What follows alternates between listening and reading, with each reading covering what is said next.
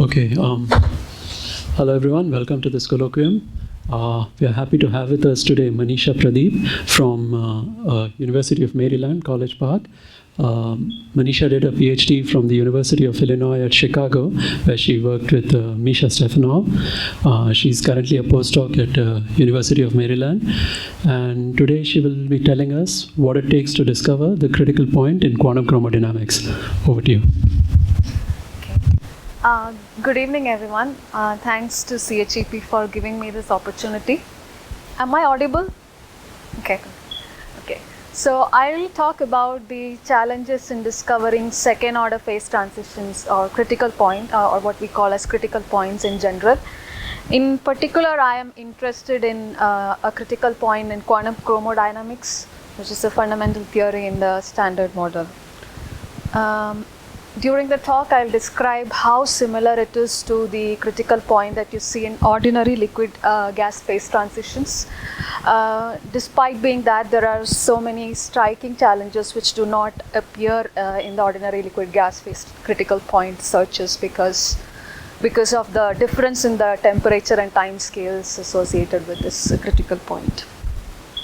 So phase transitions are quite ubiquitous in nature. So these two phase diagrams might be familiar to most of you. So the first one is the phase diagram of Ising model, which is a classic textbook example. And the second one is the phase diagram of water. So here in this case, you know that there are spins which have nearest neighbor interactions. At low temperatures, spins tend to get aligned relative to each other. And then as you increase the temperature, the system begins to get randomly magnetized, and at a critical temperature, you'll see that the average magnetization is 0. In case of the phase diagram of water, as you know, there are three phases: ice, water, and water vapor. And these different phases are demarcated by these solid lines which show the first order lines. These phases coexist along these first order boundaries. So if you look at the phase transition between the water and water vapor, this line, both water and water vapor coexist on this line with different number densities. As you increase the pressure, the boiling temperature also increases. And at some point, you'll see that this phase transition ends in a critical point where the water and water vapor become indistinguishable from each other. So this is a second order phase transition. More formally speaking, phase diagrams are just maps of the singularities of equation of state. And in general, most commonly, there are two kinds of phase transitions, the first order and the second order. Near first order phase transitions, which are these boiling and melting phase transitions which you see in these waters, there are coexisting phases, or the first derivatives of pressure become discontinuous along these lines. Then there are second order phase transitions, namely the critical points where there are no discontinuities in densities. However, if you look at the second derivatives of pressure with respect to these thermodynamic temperature and chemical potentials, you'll see that there are singularities. So most of the liquids in nature have critical points. So this is a list of critical points from Wikipedia for a wide range of liquids. You can see that the critical temperature and critical pressure varies over different orders of magnitude. In particular, here you can see helium has a critical temperature of about 5 Kelvin, whereas iron has a critical temperature of about 8,500 Kelvin. So these parameters which describe the microscopic description of these liquids are so different, which brings about these changes in these numbers. But despite these differences, there are a lot of things which are similar between these different systems near the critical point. In particular, if you take a thermodynamic system near this critical point, you'll see that the density fluctuations become long-ranged. That is, if you look at points which are spatially separated by very large distances, much larger than the microscopic length scales, you'll see that the fluctuations are correlated. So these size of these correlated domains, which are often characterized by the correlation length, diverges as you get to the critical point with characteristic scaling exponents. So various other thermodynamic properties also show similar power law scalings with correlation length or equivalently with the distance from the critical temperature. And these scaling exponents are also universal in the sense that it is the same, it remains the same across all these different critical points which fall in the same universality class. So this is a very old plot of how universal scaling manifests in liquid gas phase transitions. So what you see here is the density in the liquid and the gas phase along the coexistence line plotted as a function of the temperature, or it's actually the other way, the temperature as a function of the density. But you can see that if you appropriately scale it with the proper normalizations, basically if you scale the density by the critical density and temperature by critical temperature, all these points fall on the same curve. So this is what you mean by universality.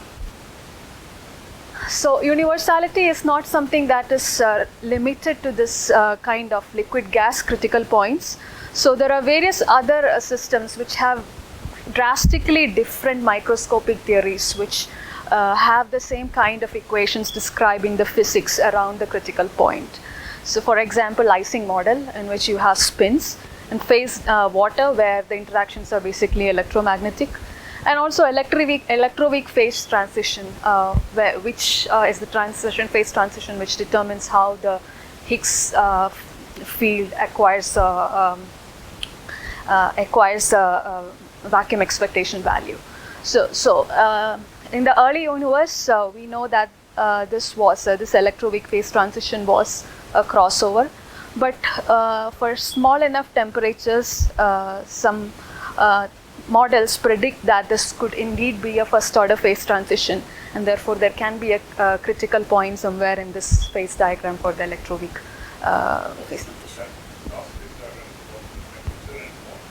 Higgs mass.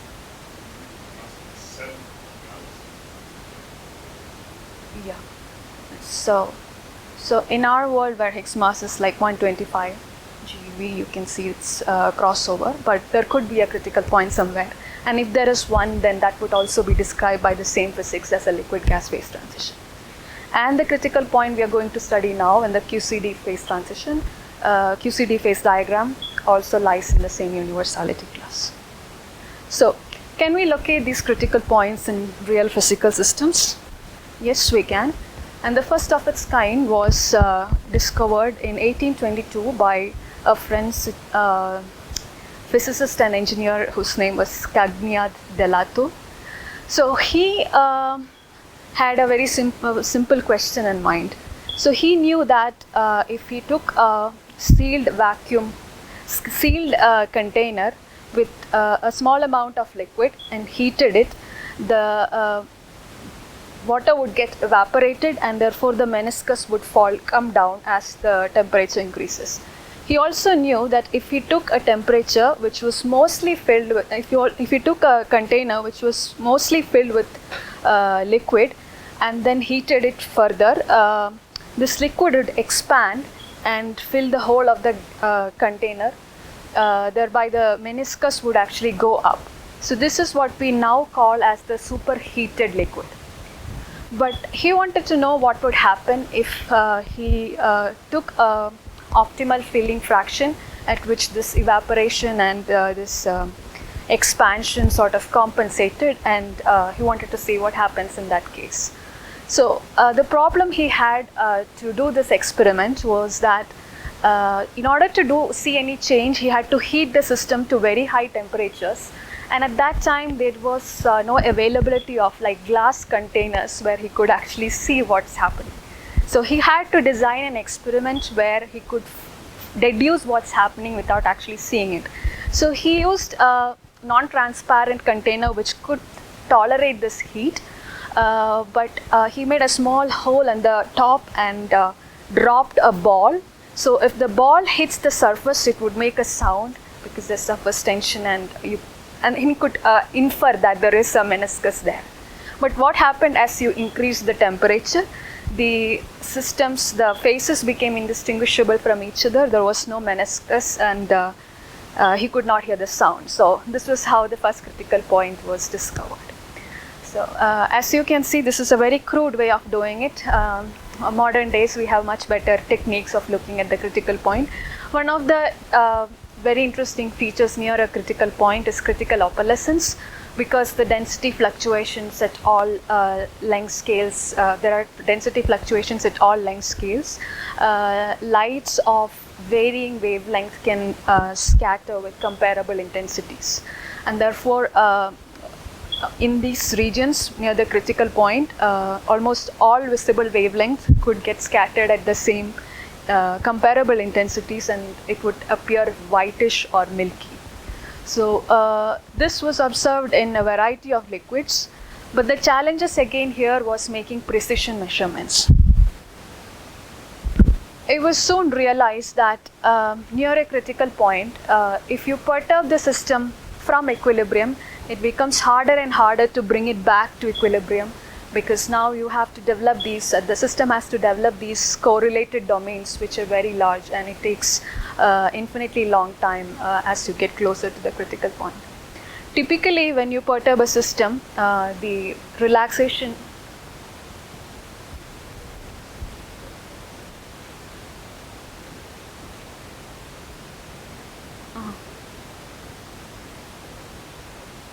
it is for everything, but what you see is just the visible wavelength. So, how long? How long can the correlation length be? So if you have finite size system, it can be as large as the size of the system.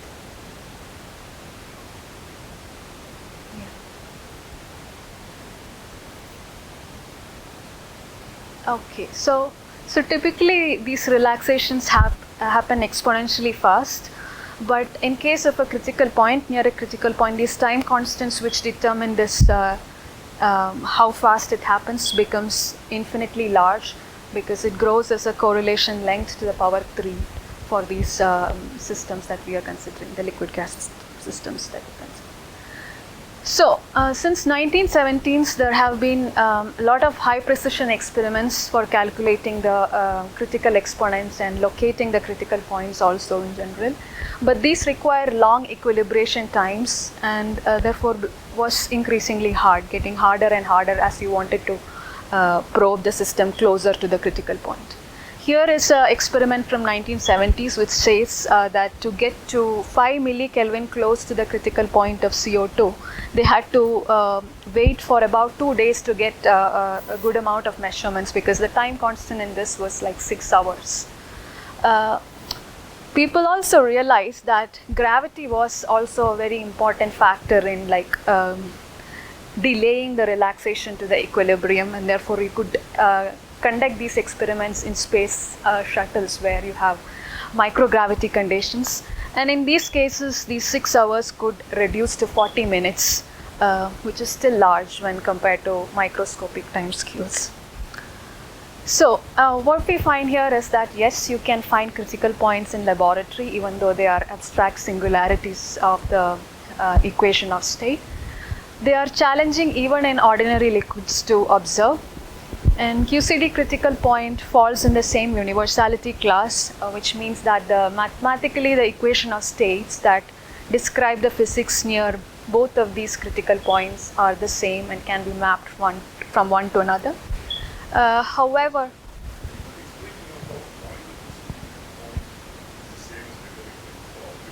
yeah, okay, so yeah. Thanks for asking. So University of Critical Phenomena tells us that, so near a critical point, what essentially happens is that the physics that is related to the critical phenomena can be described by length scales which are much larger than the microscopic lengths. And so at the critical point, it sort of becomes conformal.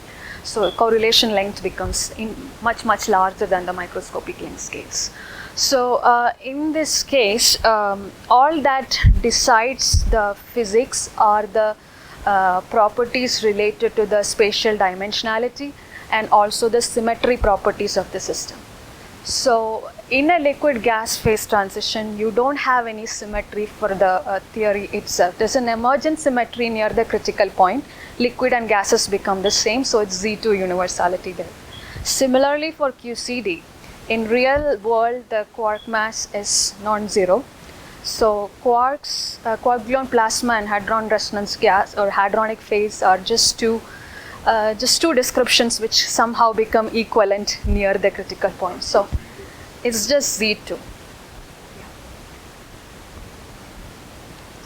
Okay, now coming to QCD.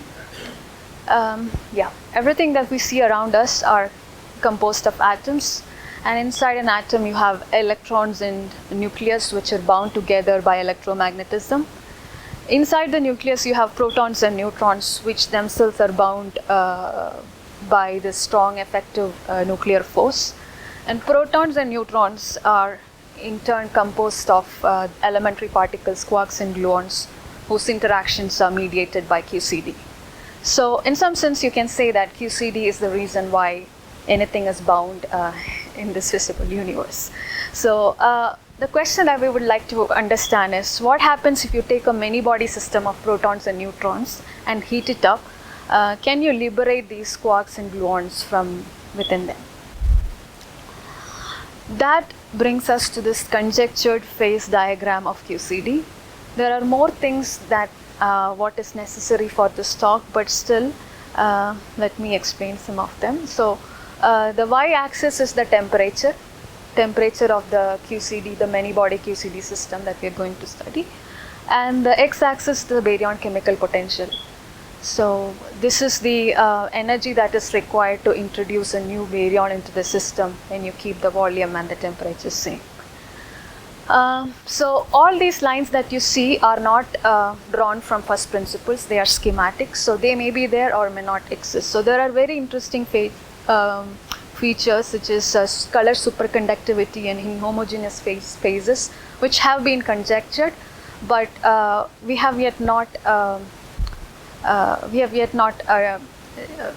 conclusively determined whether these phases exist or not.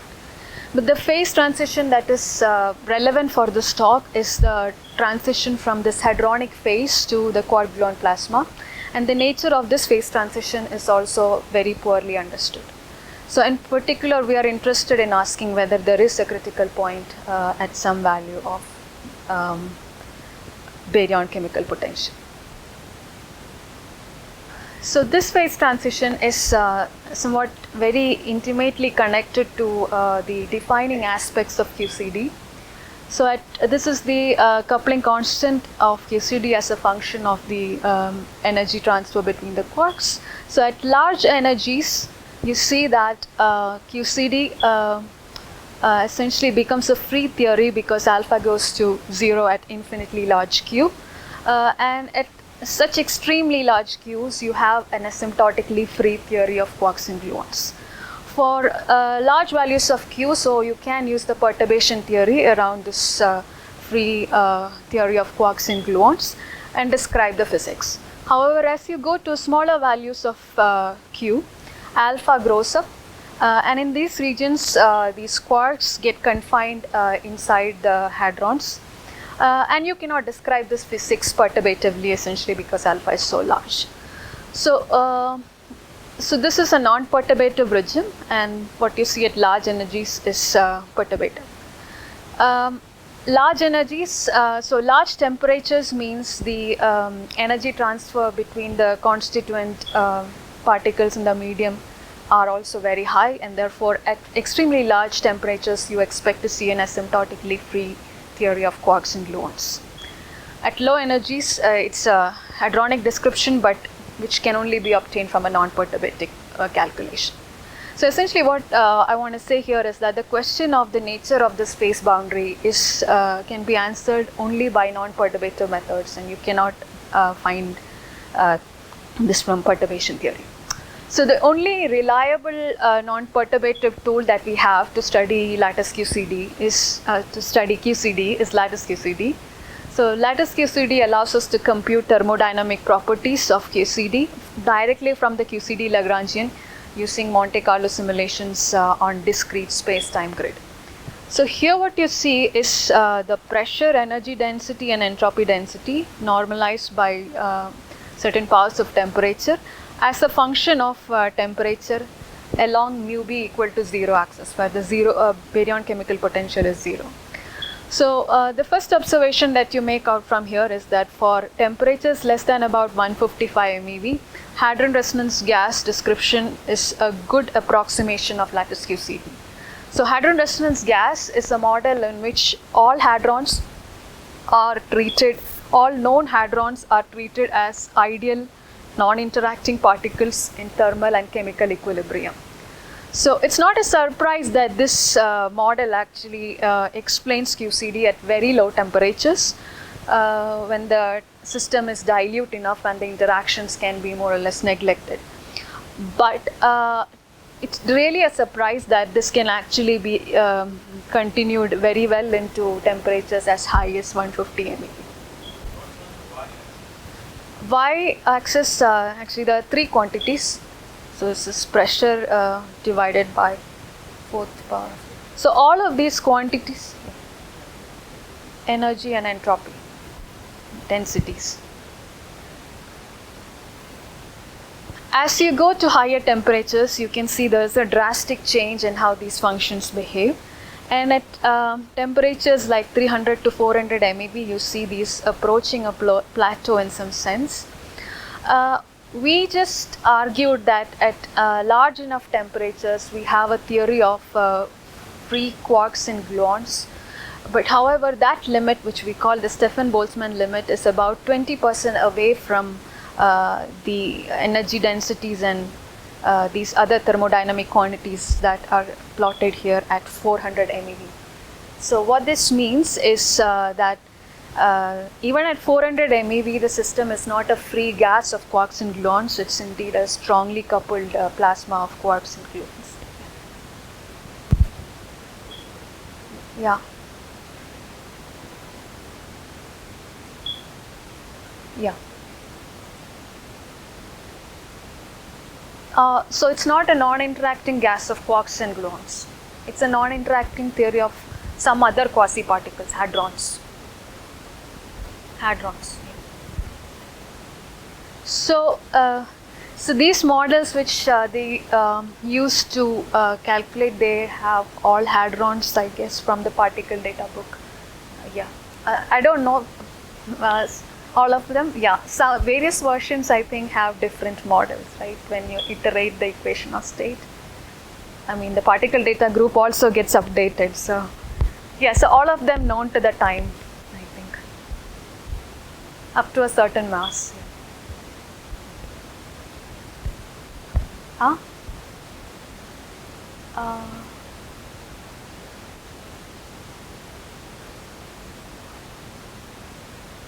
Yeah. There are no interactions in this, so they are just the only interaction.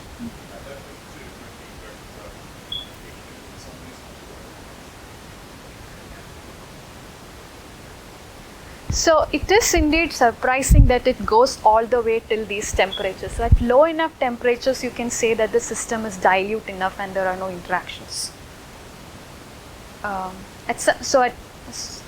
So the densities are so low.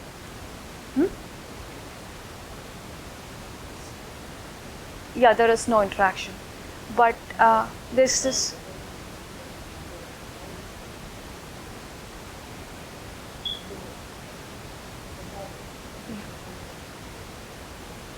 Yeah, but as you said, it's surprising why it goes all the way till not just electromagnetism, but even like strong forces. Why don't you have other? But that's what we see in the data. So it really agrees very well, and at least at the level of equation of state. If you look at the susceptibilities from this, then you start seeing deviations.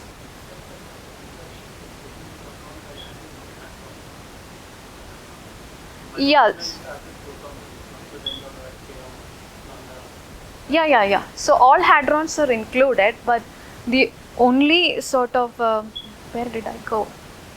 The only interaction between them is through decays, right? There are like ideally, like if you want to calculate the thermodynamic densities in these, you would treat them just as like a gas of hadrons and then freely, like there's no interaction term between them. So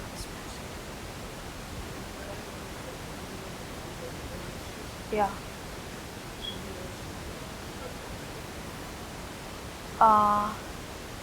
I Yeah, if you have a dynamical model, if you use this for some dynamical purposes, then decays play a role.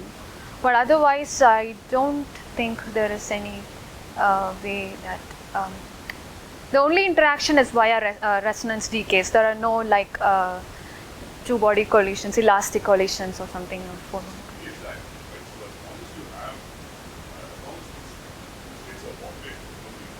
Mm-hmm.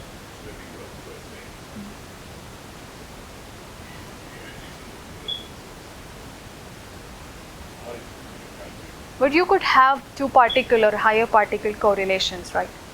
If you write the actual partition function and if you expand it in, say, a fugacity basis or something.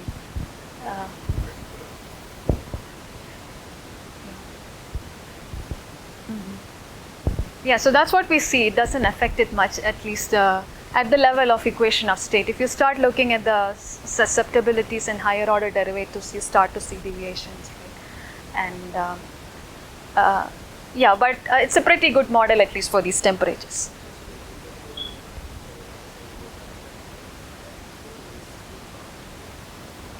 It's not still, so this is the non-interacting Stefan-Boltzmann limit. So this all the way until up till this. So it goes very slowly.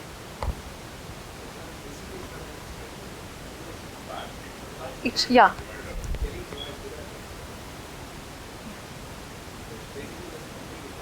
Yeah.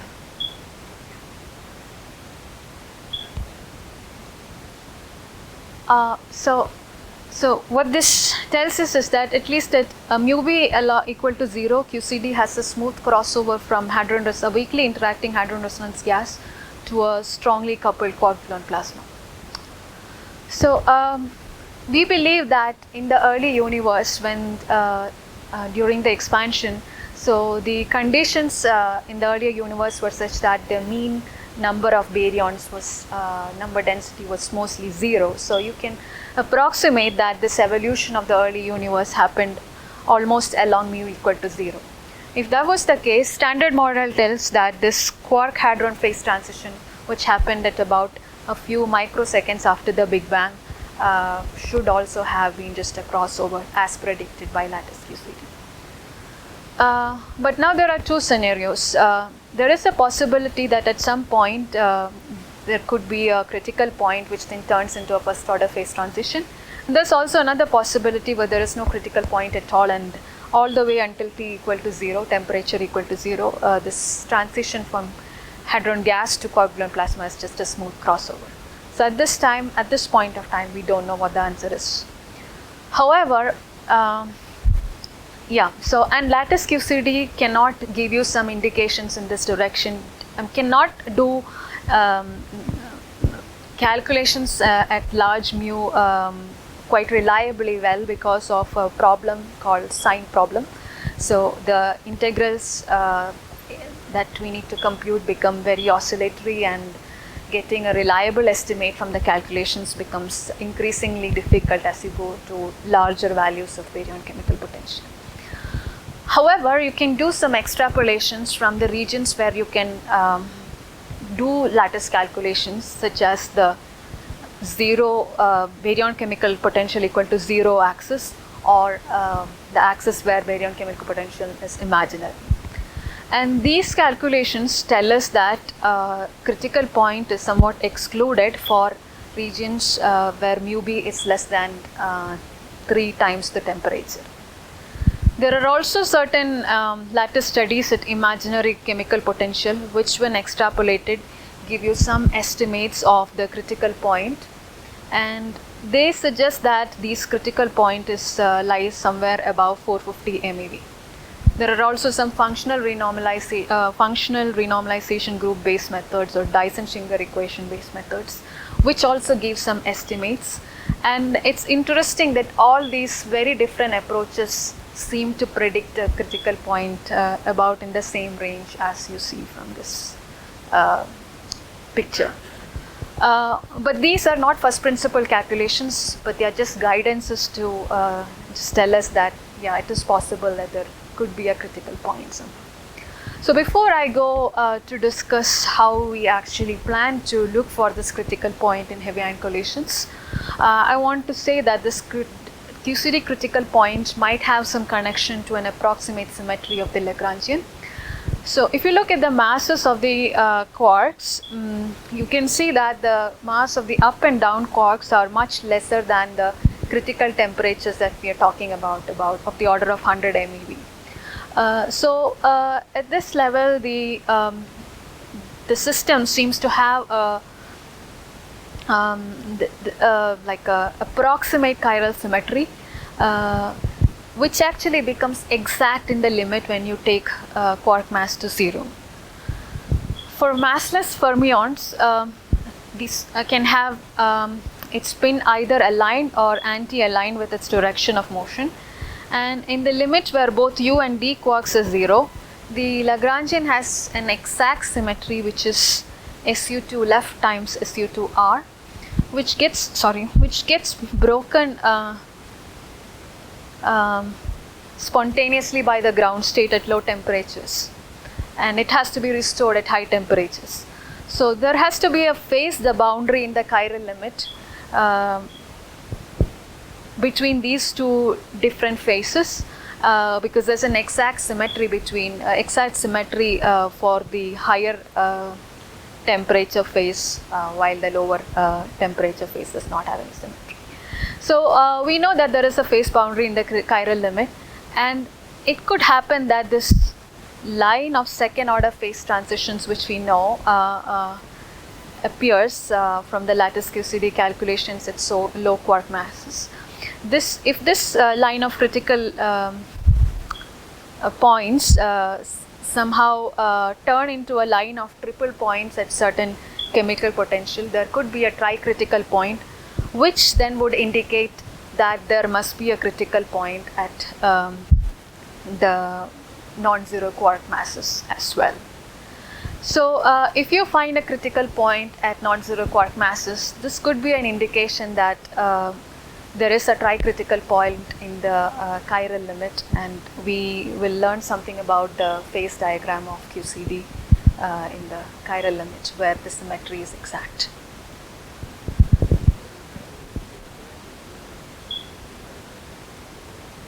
There also you have the sign problem, so you cannot really do any calculations there.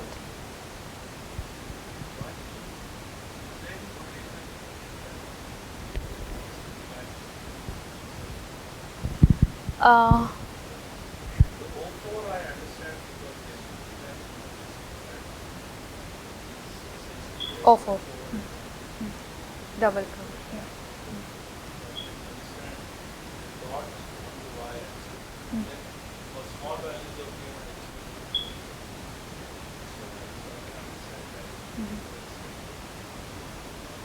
There is no reason that it should end at a tricritical point.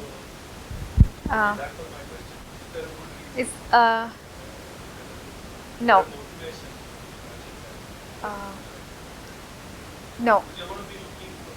Yeah. No. Yeah. So it's.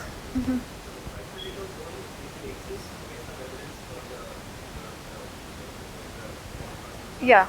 Exactly. Yeah. That's the motive. Yeah. So that's the motivation. So if you find a critical point in the real world, that might tell you something about the chiral limit, which is not the real world. So there is no reason for a tricritical point to exist in the chiral limit. The so far line could go all the way to t equal to 0.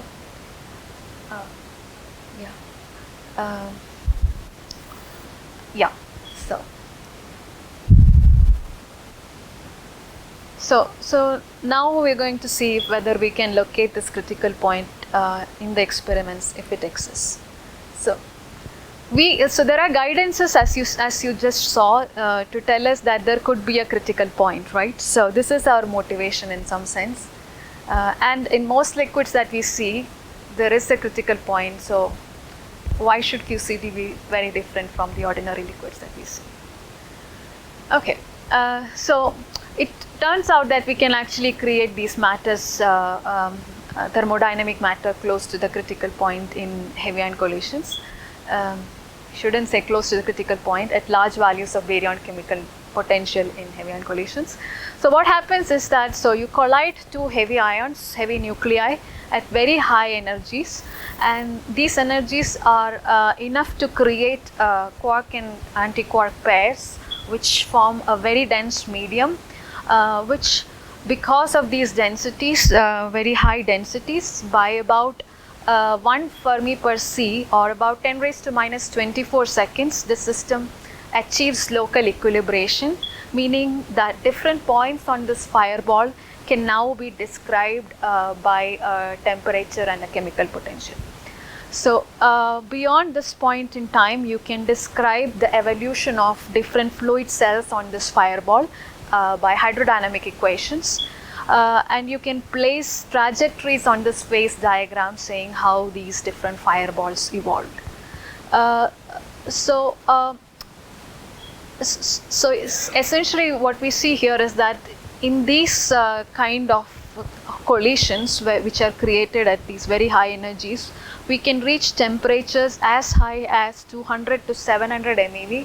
That is large enough to create the quark-gluon plasma, or strongly coupled quark-gluon plasma, which then evolves, and at certain time the system becomes so dilute and you cannot describe it by hydrodynamics anymore. But before going there, let me just also show you these schematic phase diagrams, which if you haven't seen it before. So as you decrease the collision energy, these are these hydrodynamic trajectories, average hydrodynamic trajectories. You can see that they go to lower values of the baryon densities, and therefore by lowering the collision energy, you can probe more and more baryon dense regions of the phase diagram. So if there is a critical point somewhere, then we expect to see signatures of this as you change the collision energy.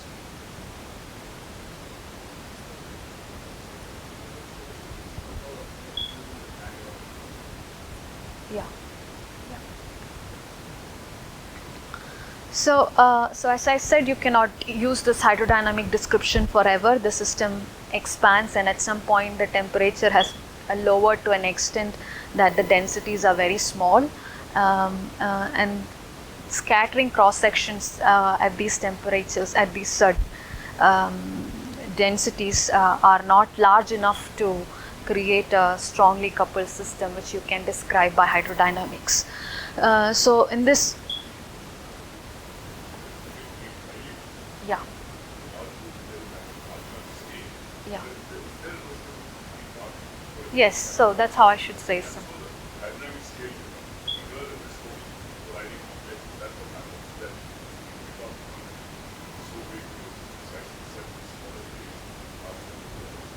So mean free path becomes so large, so there are no more scattering, so essentially these particles are just freely streaming out.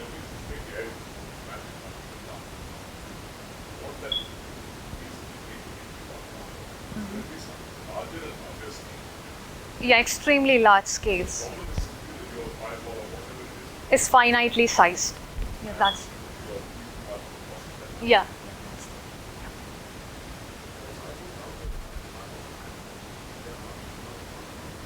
But even if it's a hadronic system, you can have a strongly interacting hadronic system if they're close enough.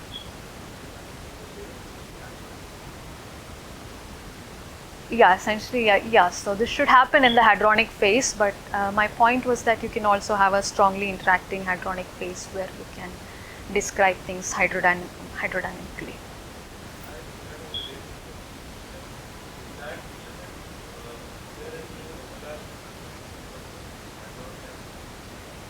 Uh, Actually, yeah, it seemed to be the case. So, at temperatures like where freeze out happens, which is about the order of 155 MeV, so the equation of state is,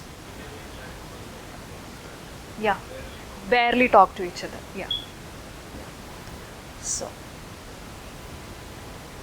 so at about 10 Fermi, which is again 10 raised to minus 23 seconds, this thing happens. The system is so dilute, cross sections are so small. The system is just free streaming. The hadrons are just free streaming to the detectors after this, and they get detected at about 10 raised to minus 9 to 10 raised to minus 6 seconds after collision. So what this means that these detected particles tell you about the state of matter at freeze out, because things haven't changed after the freeze out. The hadrons were just free streaming to the detectors. So essentially what you look at the detectors can give you some idea about what was the thermodynamic state of matter at freeze out. So, but these time scales are very important to note. So as we saw in the ordinary liquid gas critical point, these time constants became very large, and we had to look for like longer time periods to make measurements that gave reliable results. But in this case, you cannot do that. You cannot control the time for which the hydrodynamic period occurs. So you can see that the hydrodynamic period itself is about 10 raised to minus 23 seconds or 10 Fermis, and the equilibration times near CP, near the critical point in QCD, can actually become greater than or of the same order as 10 raised to minus 23 seconds, in which case you will have to take into account the critical slowing down. There's no way you can increase the time period of observation in this case. It is not. But for now, I won't be discussing the effects of this. I will be discussing it tomorrow though. So without going into the dynamical aspects of it, let's look at how we can look for signatures of critical point, even if the system was very close to the thermodynamic limit, the equilibrium limit. So we know that in equilibrium, the correlated functions of these thermodynamic densities are proportional to derivatives of pressure with respect to thermodynamic parameters such as chemical potential or temperature. So here you can see these are connected correlation functions of number density. K is the order of the correlation function. These are more commonly called as cumulant, and I will be using the word cumulant to denote these quantities. So cumulants are proportional to the susceptibilities of generalized susceptibilities, higher order derivatives of pressure. So these things diverge at the critical point, so the correlations also diverge at the critical point. And if you have a hydrodynamic trajectory that goes close enough to the critical point, you will have some enhancement in these correlated, in these cumulants of thermodynamic densities. And by looking for these non-monotonic features as you change the collision energy, perhaps we can infer something about the presence of critical point. So this is true only if what you are observing, which is the freeze out, lies close enough to the phase boundary. If it is farther away, then the signals would have much lesser magnitude and you might not see it in collisions. However, by what we have seen by comparing the theoretical extrapolations from lattice and from the experimental observations of this freeze out is that these lines lie very close to each other, and therefore we are still hopeful that we can see some effects of these critical point as you change the collision energy and move closer to the critical point. So these so suppose if there's a critical point here, as you move along this collision energy, as you move along this freeze out curve by lowering the collision energy, you'll expect to see some non-monotonic features in these thermodynamic densities. But at the end of the day, what we are measuring are particles and not thermodynamic cumulants, and therefore we need to look for the non-monotonicities in the data, what we see. How do we do this? So in heavy ion collisions, there are 10 raised to 8,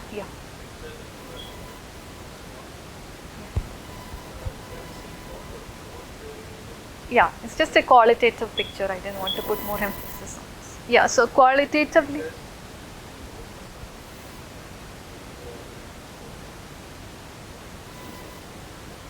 Um, Thanks. Yeah. Thanks for the question. So you can see from like the how these different susceptibilities diverge near the critical point that higher order cumulants are more sensitive to the correlation length. They diverge with higher powers of correlation length. So it's always better to look for the higher order probes. And after all, variance is just Gaussianity, right? There can be very many other reasons for Gaussian sources of error. So if you really want to look for signatures of the critical point, you need to go beyond Gaussian measures. So yeah, kurtosis is one of those.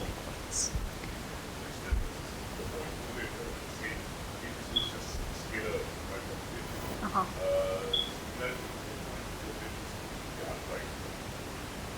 For gamma, it's a combination of, yeah, 2-point correlator, you can say it goes as gamma. And then if you go to 4-point, you'll have like gamma minus 2 beta delta or something.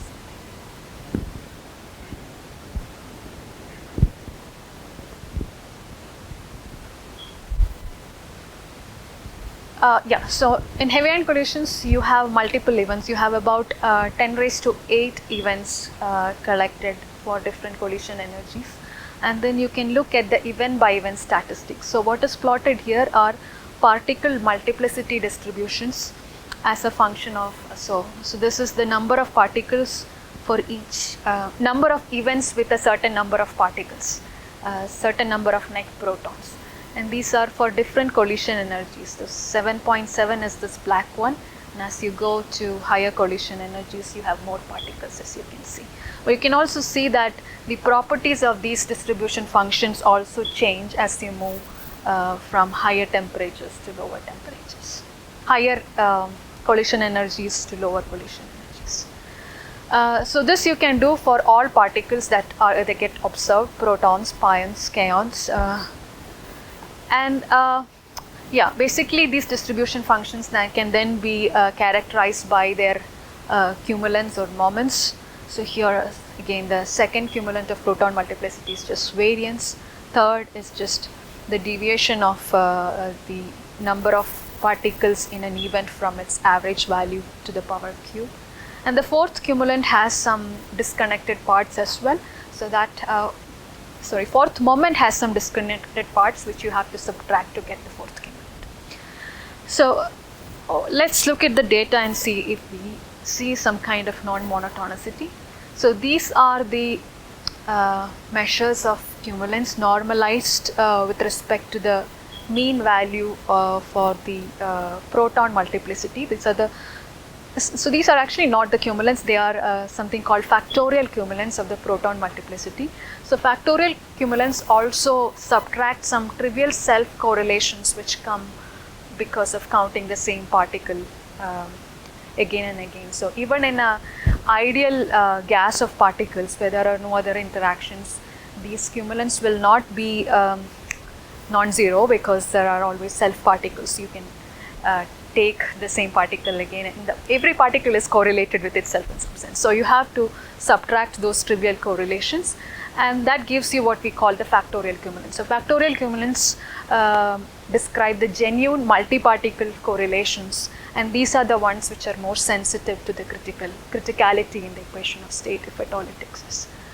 So as a function of collision energy, so these are these normalized factorial cumulants, second, third and fourth. If you look at the second cumulant, you can see there is some kind of an increase at lower values of collision energy.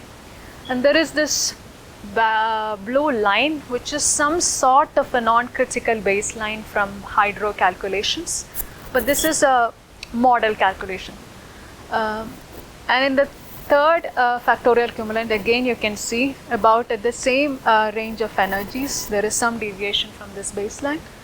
Also but for the fourth cumulant, the uncertainties in the data are so high you cannot make any reliable conclusions from this. So I just want to say that, so Gaussianity, you know what it tells you. It tells you the magnitude of the fluctuations. Skewness, it tells you how, the third cumulant tells you about the skewness, how skewed your distributions are, or yeah, so this is the Gaussian distribution. So where does the mode lie with respect to the location of the mean? So here this is skewed to its left and this is skewed to the right, as you can see from this. So the value of the third cumulant tells you about the skewness in your distribution, and the fourth cumulant actually tells you how big are the tails of your distribution relative to a Gaussian distribution function.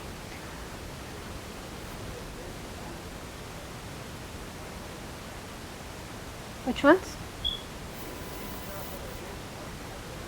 Oh, thanks. So these are anti-proton, factorial cumulants of anti-proton multiplicity, I guess. Let me just make sure. It's not given in the...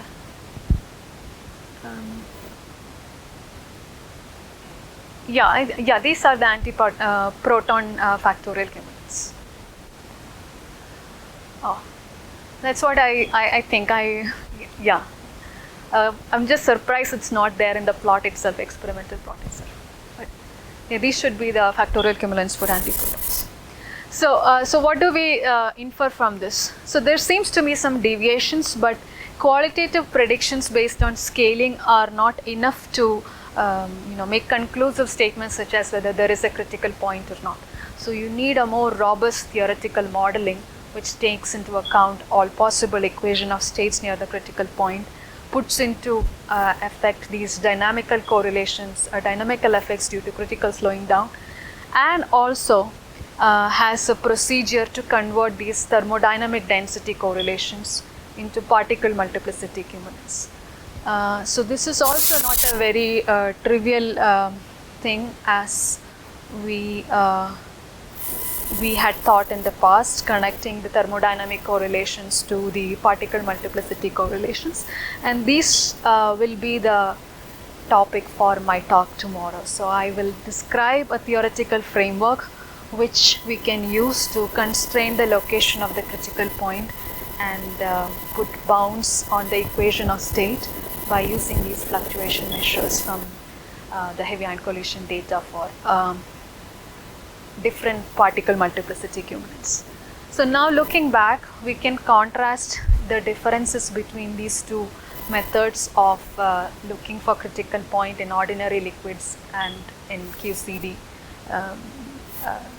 QCD critical point, right? So the first thing that you observe are the temperature scales are so different. In case of water, say for example, the critical temperature is about 650 Kelvin, and in QCD this is of the order of 10 raised to 12 Kelvin.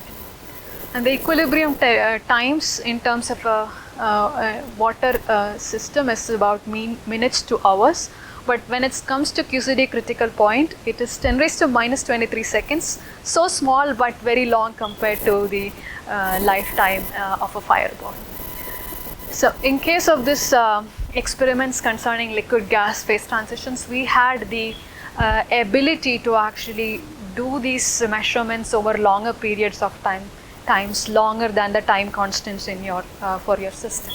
But unlike that, in QCD we don't have that privilege, so we have to do some theoretical model to account for this critical slowing down before making any comparisons.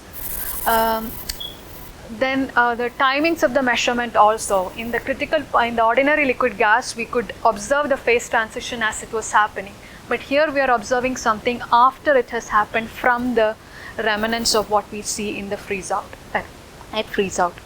The observables are also quite direct in case of liquid gas critical points. They are thermodynamic observables, it is number densities, the spatial gradients in the number densities and so on. But here in QCD we don't have access to thermodynamic correlations. We only have access to a part of this which is present in the form of correlations in particle multiplicities, and that too in the phase space of these observed particles, in the momentum space of these observed particles. So essentially we have so many limitations here, but with the appropriate theoretical model, which can be tuned to the experimental data, we probably can infer something about the critical point and the location and the equation of Steele-Newton. So once we have this, so this was so far we have had only like two heavy ion collision programs that were looking for cumulants of these proton multiplicities. One was the beam energy scan program at RIC, which was basically the main point of one of the most important goals of this program was to search for the critical point. Then there is also this Hadis collider at GSI, which actually operates at much lower energies than RIC, and they have produced one data point for one collision energy data point for these proton multiplicity cumulants. And at the point at the last quark matter which I attended, which was a few months ago, the data from Hadis and RIC at some low energy had some discrepancies. So there are still a lot of things that we have to do and to go beyond just the regime that we have actually probed. And there are various new other colliders that are planned for lower energies or higher values of baryon chemical potential, as you can see from these plots. This is the most important one is the CBM, which has a very high interaction rate. Interaction rate means essentially you can detect particles more faster than you did before. So here this is about 5 order of magnitude improvement when compared to what we are doing at STAR right now. So this will allow us to also go to high acceptance regions for the particle multiplicities. And also these programs are much better in terms of the statistics, the number of events that it can capture. So in a year, if this can capture about 10 raised to 8 events, CBM can do about 5 times better, 10 raised to 12 or 13.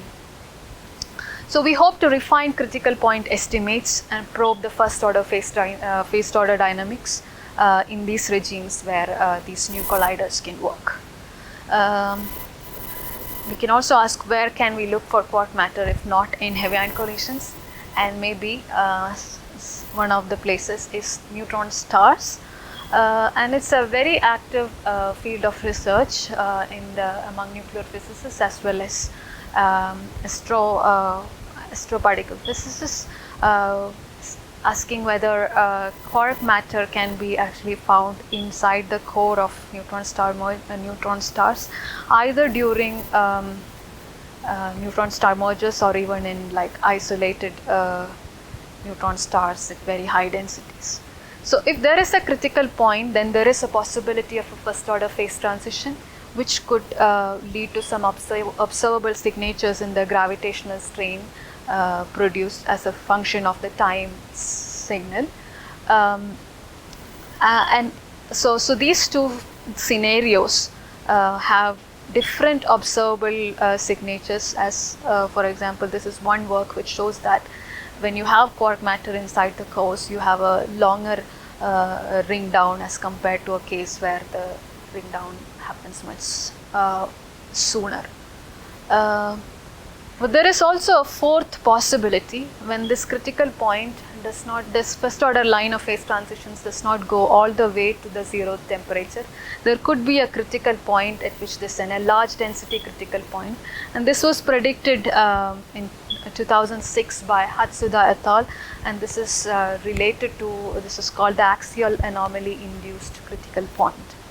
So if there is the location of the critical point, if it lies within the range of these neutron star space that is spanned, thermodynamic space that is spanned by these mergers, then it's really worthy to look for features of this critical point in the signals that you can find. And therefore this is a great opportunity for multi-messenger probes, not just gravitational waves, even electromagnetic probes and neutrino probes, and also for LIGO India, which is coming up.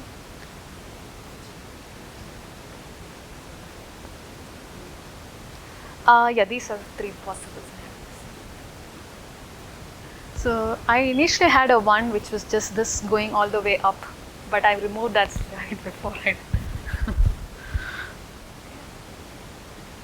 So yeah, before I conclude, I just want to say that we were just talking about one phase transition. There are various other interesting features that lie in large dense regions, which may be of some significance for heavy ion collisions, but mostly for neutron star measurements, which have not been explored using theoretical models very much.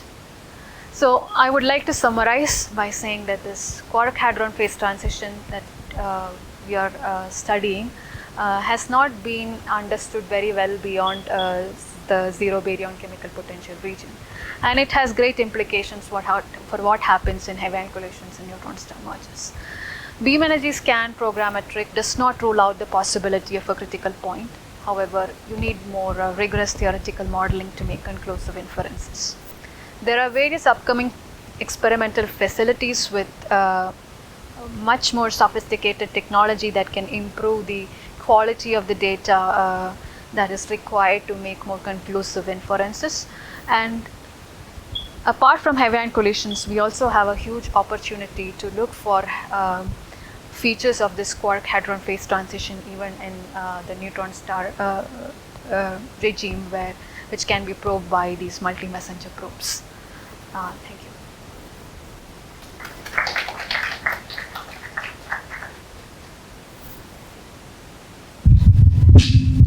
Thank you, Maneesha, for the nice talk. Any other questions?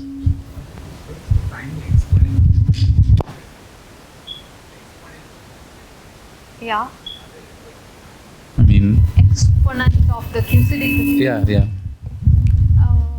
So from symmetry arguments, Yeah, that we you can said. say that it's Yeah, Z2. but explicit. But explicitly calculate. So there is no way heavy ion collision energy scan can tell you about the critical point, because you really cannot scan continuously in energy. So these are different points which are separated by large values of mu, b, and t in the phase diagram. Lattice you cannot work its non-zero baryon chemical potential. So we don't know about the equation of state at that. Yeah, so there is a possibility that your fast order line is stopping in the down. Yeah. There. So I mean, in a very low temperature, you have a model to which agrees, right? You have various models. You can have models which have a first order phase transition at t equal to 0 or not. Okay. So nothing is known from first principle, so you cannot really say conclusively. So I mean, the graph you are showing, you have a three-dimensional graph. One is mass and the chemical potential. Oh, and you're T. talking about that. So what about the case? So that graph is coming from how do you get this exactly? Sorry. This is Yeah. just you can have effective field theory models which tells you that this is how it should be. So, but this low temperature regime, that is agreeing with what? I mean, which model? I or see. something? So in the chiral limit, there should be a phase boundary that we know. So we know that at t equal to 0 in the chiral limit, there should be some kind of a singularity in the equation of state. This can be a first order phase transition or a triple line, or it can be a second order phase transition. We don't know the nature of this. But I don't think, even if you have a first order phase transition here, I don't think it necessarily tells you that this line at real quark masses should go all the way to mu equal to 0. T equal to 0. Yeah. Okay. So this the fact that it goes to t equal to 0 is a model. And sorry, one more question was that you are using 4-point function. It's because it's because of I think it's a better probe to in your thing, right? I mean, you can see the singularity in the 2-point function too. You're saying about these, right? Yeah.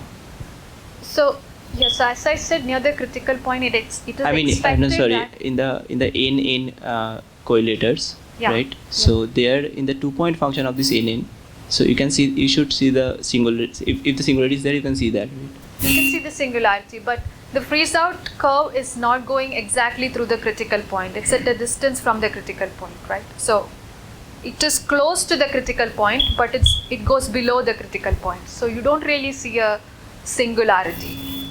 So I think his question was about using the 2-point function versus using 4-point function or something. Yeah, That's what he was asking. Yeah, so higher point functions are more sensitive to the correlation length, so they diverge with higher powers. Yeah, of it's just correlation. about some convenience, right? I mean, it's not. It's not convenience. necessary. It's so if you have higher, more sensitive probes, you would rather that's like right. to use That's what that. I'm asking, yeah. Yeah. Okay, thanks, sir. Maybe a silly question. Are there more sort of mundane phase transitions, some condensation, let us say something which at low temperatures, Yeah. not in a QCD world, but in the physico-chemical kind of world, where you have some standard system which has a condensed phase and a vapor phase, but that can be studied instead of in the usual convenient laboratory way, instead studying by taking 2 drops of things, whacking them into each other like a heavy-ion collision and looking at the outputs. So take a system where you know the phase transition properties very well, where you could have studied them by easy old-fashioned critical phenomena experiments. Instead, take 2 drops of that stuff, whack them into each other in a collision experiment, and look at the spatter that comes out. Can you use that as a guide to know what to expect in a heavy ion collision experiment? Can you see what I mean? There is. Yeah.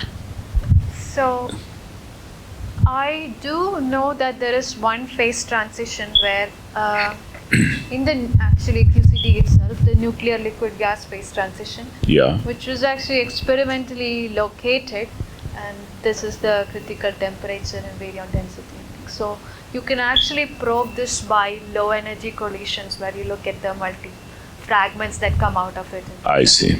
But unlike this higher order, high temperature critical point, Yeah. here they were mostly studying the first order regime, because they knew around which to expect this, and they're looking at some multi-hadron fragments and the way they. I see. So it's somewhat different the ways they approach both these things. I see. But, yeah, I'm not sure if. Well, that's a partial answer to my question. You're saying this here. You're saying that the vapor-liquid transition here happens because the nuclear force is in effect attractive, and as a function of temperature, you can get a vapor phase, and it's that critical point, is it? Yeah. I see. And they've studied it by looking at fragments. By looking at fragments. I see. Okay, thanks. Any other questions? If not, let's thank. It's not fair to ask you, but because it's someone else's work. Do you know how Hatsuda et al. Found that critical point, given that it is so far to the right along the chemical potential axis? So this is just a possibility. So we don't know if this is there in reality. Oh, I see. So the way they motivate this is by, so in principle, at higher densities you have color superconductivity. So you have you should also, so there is a, so when you write an effective, so Landau, Ginzburg, Wilson, Hamiltonian, Lagrangian for this, usually when we study just chiral symmetry, you have this order parameter as Xi bar Xi, or right. But then when you look at high baryon dense regions, you should also have so U1b is violated by the ground state. The U1 baryon current is violated explicitly by the ground state when there is color superconductivity. So there's another order parameter which comes in that regime. So when you study the dynamics of both together, so there is a possibility that you can have an actual. That's a suggestion. Okay, I think we've had quite a few questions. Maneesha is still here till Thursday. So if you have any other questions, you can meet her and ask those questions. For now, let's conclude the colloquium. Thank you all for coming. Thank you. Thank you, Maneesha.